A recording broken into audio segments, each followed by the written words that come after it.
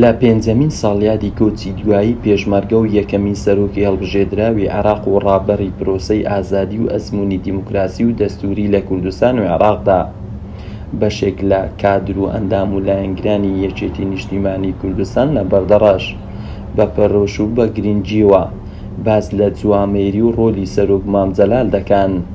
هەمووان کۆکن لەسەر لێهاتووی و دانایی و دەوڵەمەندداری سەرۆک مام جەلال بە سایەی عێراقیەکان وەسفی دەکەن. دیارنامانی مام جەلال لە ساحەی عێراق ئێستا دەبینین ڕوون و ئاشکرایە کەوا هەرێمی کوردستان و عێراق بە تایبەتی بەرەو ئاقارێکی نادیار ڕۆیشت.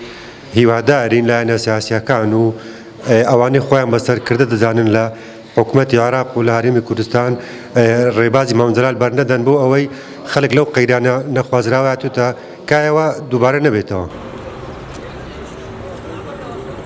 خەسارەتێکی گەورە بوو نەبوو کورد تەنها بۆ عێراق و کوردستان و جیهانیش.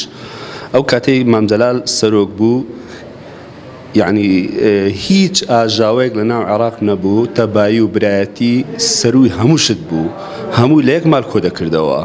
بەڵام ئێستا لە دوای مام جەلال یعنی لەم یەک ماڵ کۆبوونەوە نییە، نە لە عێراق کامل. کادرێکی یەکێتی نیشتیمانیی کوردستانیش لە بەردەڕەشش ئاماژە بەوە دەکات سەرۆک مام جەلال کەسایەتییەکی سیاسی دەگمەن بوو. لە سەردەمی مام جەلال کێشە و گرفت زۆر هەبوون، بەڵام بە لێهاتووی دانایی و ئەزموونی گەورەی سیاسی خۆی چارەسەری دەکرد.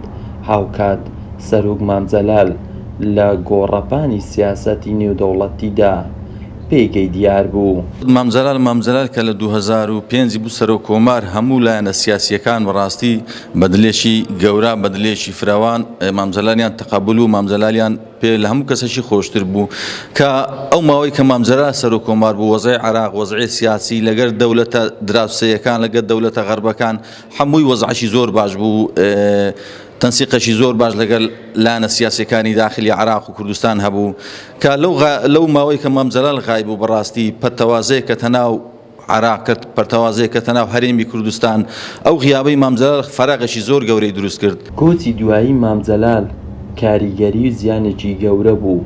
لەو سەردەمەدا کێشە زۆر بوون، بەڵام مام جەلال بەردەوام چارەسەری بەدەستەوە بوو. کۆچی مام جەلال کاریگەری گەورەی لە پرۆسەی سیاسی و عێراق دروست کرد. هەمیشە پردی پەیوەندی و خۆشەویستی بوو لە نێوان کوردستان و عێراق. محەممەد جەلیل، کەناڵی بادینە، بەردەڕەش.